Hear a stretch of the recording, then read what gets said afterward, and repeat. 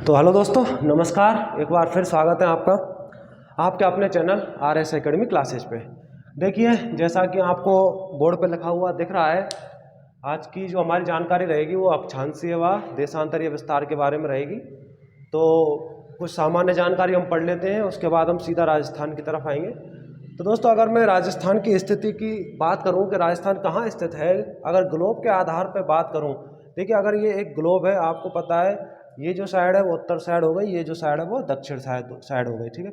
और देखो एक लाइन है दोस्तों, ये जो सीधी लाइन खींची हुई है ये है भूमध्य रेखा, और इसके द्वारा क्या होता है, इस ग्लोब को दो हिस्सों में बांट दिया जा सकता है। और हम कह सकते हैं ऊपर वाला है उत्तरी गोलार्ध, नीचे वाला है दक्षिणी गोलार्ध। अब आप देखेंगे राजस्थान के लिए मैंने एक छोटा सा देखिए यहाँ पे नोट करके रखा हुआ है। अगर ये राजस्थान है तो जरा देख के बताएं मुझे ये किस गोलार्ध में है, ग्लोब के किस गोलार्ध में है। आप बड़े आसानी से समझा देंगे सर ये उत्तरी गोलार्ध में स्थित है। तो देखिए हम अगर अक्षांशीय है, क्योंकि इधर से जो ऐसे लाइनें जाएंगी वो क्या होंगी, अक्षांशीय रेखाएं होंगी। तो तुम देख रहे हो कि अक्षांशीय स्थिति के अनुसार अगर हम राजस्थान की बात करेंगे तो वो किस गोलार्ध में नजर आएगा आपको, उत्तरी गोलार्ध में। ये तो रहा पहला पॉइंट। दूसरा देखिए दोस्तों, देशांतरीय स्थिति। आपको पता है देशांतर होते हैं इस तरीके से, और ये जो बीच वाली लाइन है इसको बोल देते हैं दोस्तों प्रधान याम्योत्तर रेखा, प्रधान याम्योत्तर रेखा। अब देखो इसकी ये साइड तो हो गई वेस्ट यानी पश्चिम, ये साइड हो गई ईस्ट, ये साइड क्या हो गई ईस्ट, ठीक है। थोड़ा सा आवाज़ डिस्टरबेंस है, इसको आप इग्नोर करेंगे, ठीक है। ये साइड हो गई पूरब, ये साइड हो गई पश्चिम। अब जरा इस रेखा के अनुसार, इस देशांतर रेखा के अनुसार दोस्तों जरा मुझे राजस्थान की स्थिति बताएं, ये किस गोलार्ध में है। ये हो गया पूर्वी गोलार्ध, ये हो गया पश्चिमी गोलार्ध। आप बिल्कुल स्पष्ट रूप से कहेंगे सर इसकी जो देशांतर स्थिति है वो किस में है, पूर्वी गोलार्ध में। ये तो हुई इसकी अक्षांशीय और देशांतरीय स्थितियाँ। अब दोस्तों एक और आता है जहाँ पे हम बात करेंगे ग्लोबीय स्थिति की। किसकी बात करेंगे, ग्लोबीय स्थिति की। और ग्लोबीय स्थिति में आप देखेंगे कि राजस्थान है वो किस साइड में आ रहा है, तो आप देखेंगे राजस्थान इस साइड में आ रहा है। और ये जो साइड होगी दोस्तों उत्तर पूरब, कौन सी साइड होगी, उत्तर पूरब। यानी कि हमने ग्लोबीय स्थिति के बारे में अगर बात की तो वो साइड कौन सी है, उत्तर पूर्व। अक्षांश स्थिति की बात की उत्तरी गोलार्ध, देशांतर की बात की पूर्वी गोलार्ध, और ग्लोबीय स्थिति पूरे ग्लोब पे इसकी स्थिति के बारे में बात होगी तो क्या भर के आएंगे अपन, उत्तर पूर्व। तो दोस्तों मुझे लगता है यहाँ तक की एक सामान्य जानकारी आपको ठीक लगी होगी। और इसी से संबंधित दोस्तों दो बातें और पकड़ लीजिए, वो है कि अक्षांश रेखाएं, अक्षांश रेखाएं हैं वो दोस्तों क्या करती हैं, वो स्थिति और जलवायु का निर्धारण करती है, जबकि देशांतर रेखाएं हैं वो समय का निर्धारण करती हैं। ठीक है जी, ये रही बहुत ही सामान्य जानकारी। अब आइए हम राजस्थान के अक्षांशीय और देशांतरीय विस्तार की बात कर लेते हैं। आप जब देखोगे दोस्तों राजस्थान के अक्षांश की ओर जाओगे तो आप देखोगे, देखो अक्षांश रेखाएं ऐसे चलेंगी, इस तरीके से तो चलेंगी। राजस्थान में अक्षांशीय रेखाएं इस तरीके से चलेंगी।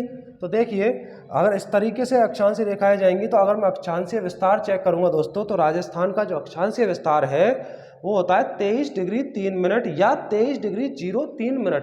देखिए कुछ भी मिल सकता है आपको एग्जाम में, इन दोनों में से जो भी आए आपको वही टिक लगा देना है, ठीक है। दोनों एक साथ नहीं आएंगे, बस इतना ख्याल रखना है कि 23-3 या 23 डिग्री 03 ये होता है उत्तरी अक्षांश, यानी 23-3 से 30 डिग्री 12 मिनट उत्तरी अक्षांश। आप लोग इस पे विशेष फोकस रखेंगे, इस पे क्या करेंगे, विशेष फोकस रखने वाले हो, क्योंकि ये दोनों ही उत्तरी अक्षांश हैं, ठीक है। दोनों ही क्या हैं, उत्तरी अक्षांश हैं। इसका विशेष ध्यान रहेगा आपको, क्योंकि राजस्थान में पूरे उत्तरी अक्षांश ही मिलने वाले हैं, ठीक है। और दोस्तों अगर मैं बात करूं इसके देशांतरीय विस्तार की, तो आपको नजर आ रहा होगा 69-30 पूर्वी देशांतर। क्या याद रखेंगे, पूर्वी देशांतर, विशेष ध्यान दें इस पर। 69 डिग्री 30 मिनट पूर्वी देशांतर से 78 डिग्री 17 मिनट पूर्वी देशांतर, इसका विशेष ख्याल रखेंगे आप लोग। अक्षांशों की बात होगी तो सिर्फ उत्तरी अक्षांश, और देशांतर की बात होगी तो सिर्फ पूर्वी देशांतर, ठीक है। मुझे उम्मीद है यहाँ तक की जानकारी आपको ठीक लगी होगी। दोस्तों ये तो हो गई इसकी अक्षांशीय स्थिति और देशांतरीय स्थिति। अगर विस्तार की बात की जाएगी तो देखिए इसका अक्षांशीय विस्तार अगर मैं देखूँ यहाँ से यहाँ तक, तो आपको क्या करना था, बस 30-12 में से 23-30 को घटा देना था। 30 12 में से 23 30 को घटा देना तो क्या हो जाएगा, इनका अंतर निकल के आएगा। और दोस्तों जो इनका अक्षांशीय विस्तार निकल के आएगा वो आएगा 7 डिग्री 9 मिनट। ठीक है, मैं इसको साइड में ले देता हूँ। ये हो गया दोस्तों इनका अक्षांशीय विस्तार। ठीक है जी, तो विस्तार अक्षांशीय स्थिति क्या हो गई, 23 3 से 30 बार है, और अक्षांशीय विस्तार क्या हो गया 7 डिग्री 9 मिनट। ठीक है दोस्तों, यहाँ तक की जानकारी मुझे लग रहा है आपको ठीक से समझ में आ गई होगी। अब जरा देशांतर की बात करें तो देशांतरीय स्थिति तो हो गई 69 30 से 78 17, और अगर मैं देशांतरीय विस्तार की बात करूँगा दोस्तों तो ये जो 8 डिग्री 47 मिनट है ये क्या हो गया हमारा देशांतरीय विस्तार। ठीक है जी, यहाँ तक चीज़ें हमें समझ में आ रही हैं। ठीक है, उसके बाद दोस्तों यहाँ पर एक बात देखिए, अगर मैं यहाँ पे एक बात और करना चाहूँगा, ये मैं मिटा रहा हूँ इधर वाला, आप इसका स्क्रीनशॉट लेना चाहो आप ले सकते हो, बहुत ही बेहतर जानकारी है आपको एग्जाम के हिसाब से। ठीक है, चलो मैं ये मिटा देता हूँ ये वाला, देखिए, और इसके बारे में हम क्या जानकारी प्राप्त करेंगे। ठीक है, ये 69 डिग्री 30। ठीक है, चलिए दोस्तों यहाँ पे एक जानकारी प्राप्त करनी है, और आपको प्राप्त करनी है कि जो मध्यवर्ती अक्षांश है, कई बार ये प्रश्न पूछा भी जाता है कि राजस्थान का जो मध्यवर्ती अक्षांश है वो कितना है। और दोस्तों यहीं पर एक और बात की जाती है मध्यवर्ती देशांतर। इन दोनों के ही बारे में आप वेरी इंपॉर्टेंट लगाएंगे क्योंकि दोनों ही बहुत इंपॉर्टेंट हैं। यानी दोस्तों मध्यवर्ती अक्षांश है वो होता है 27 डिग्री उत्तरी, और ये होता है दोस्तों यानी मध्यवर्ती देशांतर होता है 74 डिग्री पूर्वी। ठीक है दोस्तों, ये दोनों चीज़ें आपको याद होनी चाहिए, वेरी इंपॉर्टेंट। अब एक बार के लिए आप मान लीजिए कि अगर ये मध्यवर्ती अक्षांश है, एक बार ही मानना है आपको, अगर ये लाइन मध्यवर्ती अक्षांश में इसको मान लूँ और इसको मध्यवर्ती देशांतर में मान लूँ दोस्तों, इसका मतलब ये 27 डिग्री का काम करेगी मध्यवर्ती अक्षांश, और ये करेगी 74 डिग्री का, ये करेगी किसका 74 डिग्री का देशांतर। अब दोस्तों यहाँ पे जो इम्पोर्टेंट बिंदु वो ये है कि अगर मध्यवर्ती अक्षांश और मध्यवर्ती देशांतर दोनों राजस्थान में किसी एक जगह पे काट रहे हों तो कहीं ना कहीं मध्य में ही काटेंगे। तो इसका मतलब वो कहता है, बताइए ये जो मध्य कटान बिंदु है, ये जो मध्य कटान बिंदु है दोस्तों, मैं इधर ले देता हूँ, ये जो मध्य कटान बिंदु है, मैं कह सकता हूँ ये जो कट रहा है वो गांव, राजस्थान का वो मध्य गांव जहाँ पर ये दोनों लाइनें काट रही हैं। तो दोस्तों जब मध्य गांव की बात होगी तो आप समझिए गांव का नाम आने वाला है लाम्पो लाई। लाम्पो लाई दोस्तों कहाँ पे है, मेड़ता नागौर। कहाँ पे है, मेड़ता नागौर। ये लाम्पो लाई गांव है दोस्तों, मेड़ता नागौर। कैसे, जब मध्यवर्ती अक्षांश या बिल्कुल राजस्थान का मध्यवर्ती या मध्य गांव के बारे में बात होगी तो। उसके बाद दोस्तों यहाँ पर एक बात बड़ी समझने वाली आती है कि ये जो लाम्पो लाई गांव है इसके बारे में जो भू राजस्व बोर्ड है हमारा, भू राजस्व बोर्ड के अनुसार ये बात आती है, भू राजस्व बोर्ड के अनुसार ये बात आती है कि भाई लाम्पो लाई हमारा क्या है, मध्य गांव है। लेकिन दोस्तों एक नई जानकारी के अनुसार हम दूसरे गांव का नाम और पढ़ते हैं और वो गांव है गगराना गांव। कौन सा है, गगराना गांव। और ये भी कहाँ पे है, नागौर में है। ये भी कहाँ है, नागौर में। लेकिन इसकी जब बात होती है तो इसका पता चलता है हमें सैटेलाइट सर्वे के अनुसार। दोस्तों किसके अनुसार, सैटेलाइट सर्वे के अनुसार अगर बात होगी तो गगराना गांव मध्य गांव जाना जाएगा। और अगर राजस्व बोर्ड के अनुसार बात करें तो लाम्पो लाई, मेड़ता नागौर। अभी तक मैं बता दूं, अभी तक जो आरपीएससी या बोर्ड मान रहा है आंसर, वो अभी तक लाम्पो लाई गांव को ही मान रहा है। अगर आपको सवाल में स्पेशल रूप से मेंशन किया जाए, क्या मेंशन किया जाए कि सैटेलाइट सर्वे के अनुसार राजस्थान का मध्य गांव कौन सा है, राजस्थान का मध्य गांव कौन सा है, तो आप क्या भर सकते हो, सैटेलाइट सर्वे के अनुसार गगराना गांव। अगर सैटेलाइट सर्वे नहीं आता है शब्द तो आपको आंसर भर के आना है अभी भी लाम्पो लाई, मेड़ता नागौर। तो दोस्तों आप इसका स्क्रीनशॉट ले सकते हो ताकि मैं थोड़ी सी जानकारी और आपको इसके बारे में दे पाऊँ।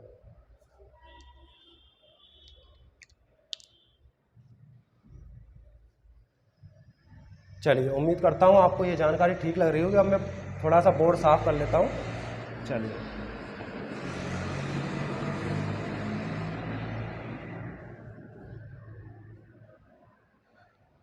थोड़े से फैक्ट हैं दोस्तों, वो आपको मैं बता देता हूँ सीधा सीधा था। जैसे भारत या फिर दोस्तों राजस्थान, हमारा भारत या राजस्थान के लिए जो मानक समय है रेखा है कि जो मानक समय रेखा है दोस्तों, मानक समय रेखा है वो आप जानेंगे दोनों की सेम है, और वो है हमारी 82.5 डिग्री पूर्वी देशांतर, 82.5 डिग्री पूर्वी देशांतर। ठीक है जी। भारत और राजस्थान के लिए जो मानक समय रेखा है वो 82.5 डिग्री पूर्वी देशांतर। एक छोटे से फैक्ट और याद कर लें एक दो, उसके बाद ये टॉपिक हम खत्म कर लेंगे। जैसे दोस्तों, सर्वप्रथम, सबको पता होती हैं चीज़ें, फिर भी आप लोग थोड़ा सा ध्यान दें। सर्वप्रथम अगर मैं सूर्योदय व अगर सूर्यास्त की बात करेंगे दोस्तों, सूर्योदय व सूर्यास्त की बात करेंगे, आपको पता होना चाहिए दोस्तों कहाँ पे ये हमारा होने वाला है दोस्तों, सिलाना गांव धौलपुर में। क्या? धौलपुर। ठीक है। देखिए, जब हम स्थिति और विस्तार पढ़ेंगे ना दोस्तों राजस्थान का, तब हम पढ़ेंगे यहाँ पे कि यहाँ पे कोड़ा गांव है, यहाँ बोरकुंडा, यहाँ कटरा गांव, वहाँ सलाना गांव, पूरा पढ़ेंगे। इसके विकर्णों की लंबाई, इसकी पूरब से पश्चिम लंबाई, उत्तर से दक्षिण, सारा स्थिति और विस्तार में पढ़ेंगे। अभी सिर्फ हम जानकारी ले रहे हैं अक्षांश और देशांतर की दोस्तों। अब इसके बाद देखो, अगर आप कहोगे कि सूर्योदय और सूर्यास्त सबसे पहले धौलपुर में है, तो आप क्या बात होगी कि सबसे बाद में सूर्योदय व सूर्यास्त। आप लोगों ने बिल्कुल मनी मन आंसर दे दिया होगा, और वो आंसर है आपका कटरा गांव जैसलमेर। ठीक है, सम तहसील में पड़ता है, अपन स्थिति विस्तार में पढ़ेंगे चीज़ें। कटरा गांव जैसलमेर। ठीक है दोस्तों। बस एक बात और याद रखेंगे दोस्तों, यहाँ से लेके यानी पूर्वी बिंदु सिलान गांव से और ये पश्चिमी बिंदु कटरा गांव तक जो टाइम डिफरेंस है, समय अंतराल है, मैं यहाँ लिख देता हूँ समय अंतराल।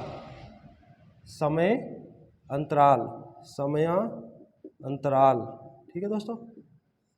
किस किस के बीच? धौलपुर, मैं कह सकता हूँ सिलान और कटरा। ठीक है दोस्तों, सिलान, धौलपुर, और यही लिख दूँ क्या आप लोगों के? चलो अलग से लिख देता हूँ, सिलान, धौलपुर व कटरा जैसलमेर। ठीक है दोस्तों, सिलान, धौलपुर से कटरा जैसलमेर के बीच जो दोस्तों समय अंतराल है, यहाँ से यहाँ तक जो समय अंतराल है, इस बिंदु से दोस्तों, इधर पूर्वी बिंदु से और पश्चिमी बिंदु तक जो समय अंतराल है दोस्तों, वो होता है यहाँ पर 35 मिनट 8 सेकंड। कितना होता है? 35 मिनट 8 सेकंड। और अगर लगभग पूछे तो आप कह सकते हो दोस्तों लगभग 36 मिनट। और इसकी गणना करके हम बताएंगे दोस्तों, एक स्पेशल क्लास होगी जहाँ पर ये जो समय कैसे गणित किया, समय का कैलकुलेशन कैसे किया जाता है, उसकी मैं एक स्पेशल क्लास लूँगा। आप समझ लीजिए कि वो जो क्लास होगी उसमें आपको बताया जाएगा, जैसे 1 डिग्री देशांतर